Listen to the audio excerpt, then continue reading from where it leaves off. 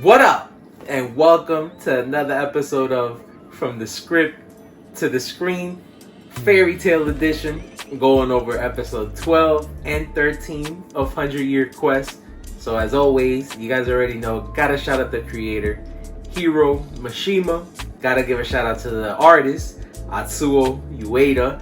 And want to give a shout out to the studio, JC staff. Appreciate all parties involved. Pretty action-packed episodes. Episode 12 covers chapters 39 to 43, and episode 13 covers chapters 43 to 47, jumping into volume 6. Like I told you guys before, what I enjoy about fairy tales is that it's an extension of the main story, feels like a side quest. And so after we meet a couple more of these dragon eaters, the cocoon dragon and the spirit dragon Wraith, we see that Wraith was actually a member of Fairy Tail back in the day when it first started.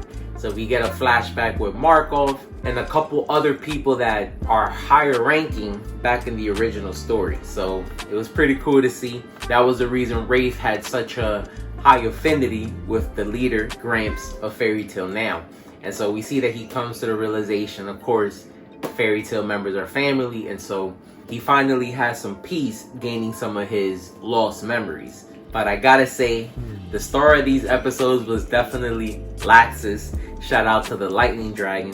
We see that at first he fights one of the members of Diablos, and even though the Blade Dragon has appeared pretty strong, we see that Laxus is able to overpower her pretty easily.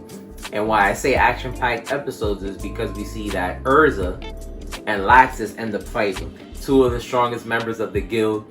And what I like about it is that we know that Laxus went through some things towards the end of the main story, and so he considers himself weak now, kind of lost a little bit of his magic and things like that, but he definitely showed his strength during the last battle and showed his strength during these two battles now.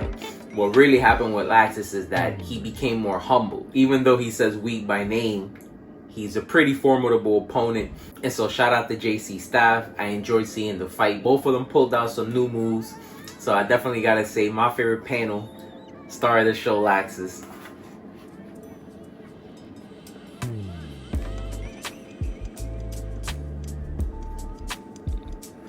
Just like you guys see on the cover, not only is the lightning a problem, but we know with Natsuto, he has that red lightning mode, so he only gets stronger. So shout out to Fairy Tail for having the strongest members. We see that it intimidates the Blade Dragon a little bit, and she sees that Fairy Tail isn't really anything to play with. But we know that the main objective of the bad guys is to destroy these orbs. And so at the end of the episode, we finally get some information about the White Mage. We see that the White Mage Toka is actually an Exceed and has the same appearance as Happy. She took on a human form because of the White Mage. So now that Happy has seen that she's an Exceed, we know that he's infatuated with her and definitely wants to help her out. Even though Happy was able to do some damage temporarily to the White Mage, we see that she's not done.